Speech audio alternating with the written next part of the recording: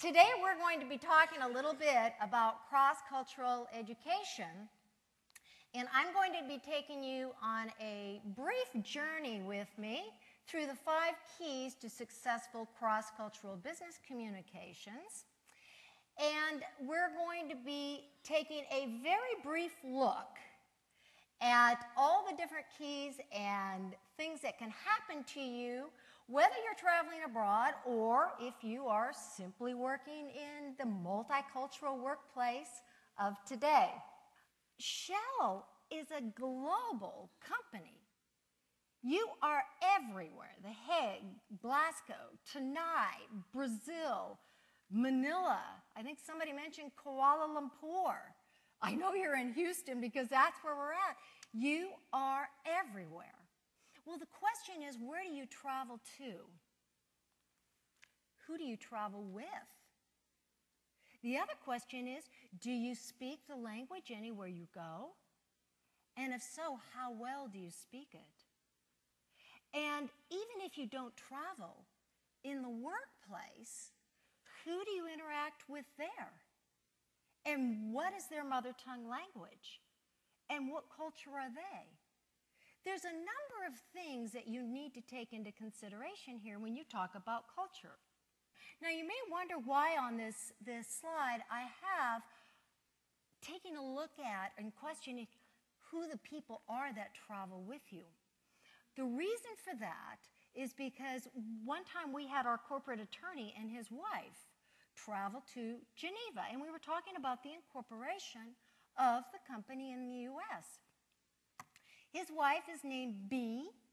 She is native Texan. As a matter of fact, she's from Johnson City, Texas, not too far from where LBJ grew up. And we were at a restaurant at the UN, a very nice outdoor restaurant, and the waiter came up and he asked her, "Madam, would you like your water with gas or without gas?" Which sounds funny, but it's not an atypical question for being in Europe. Well, in her lovely Texan accent, she said, "Without gas, please. I have enough gas from all this French food." Okay, at that point in time, I began to wonder, who I was traveling with. She proceeded to try to take on a little German, was telling people to Einsfart so that we could Ausfart. And it was a challenging situation. The interesting thing is, even with the people that we were working with over there, with clients and customers, they were trying to take on English and trying to use some English with some of our American customers in Geneva. And we had one gentleman in the office who was talking to another customer, and he said, and I think what he meant to say was, I'm very impressed, but he looked at the customer and went, "I'm very impressive." And this gentleman we really had to watch because with the company we do corporate training, executive coaching, and keynote speaking, of course. And he would tell people about our executive coaching. He could never get it straight, and consequently too many people, or not too many people I should say, were interested in executive coaching. So we quickly changed that to management coaching, something he could say. The point is, you have to ask yourself some questions, and especially if you are really doing business in other cultures in a serious fashion, as I know Shell is. I'd like to now take a look at what I like to call the cultural layer cake. You know, we all have layers in our culture. Very few of us are from only one culture. We're a blend of people. And it's not just the culture that we're from, as we refer to cross-culturally. There are a number of different layers that impact our layer cake. And these layers can be the country that we're from.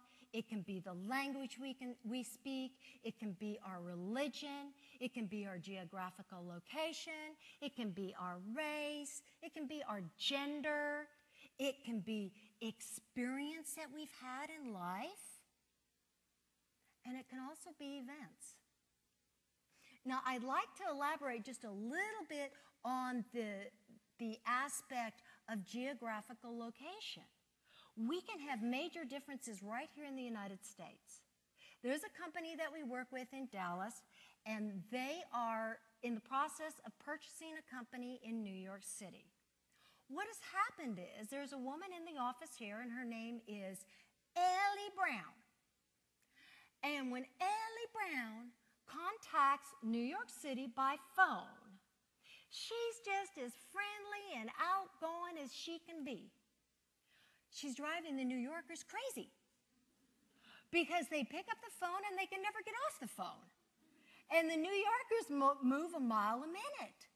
And while Ellie thinks the New Yorkers are very rude, the New Yorkers think that Ellie doesn't know how to get down to business. So we've got some cultural challenges right here in the U.S.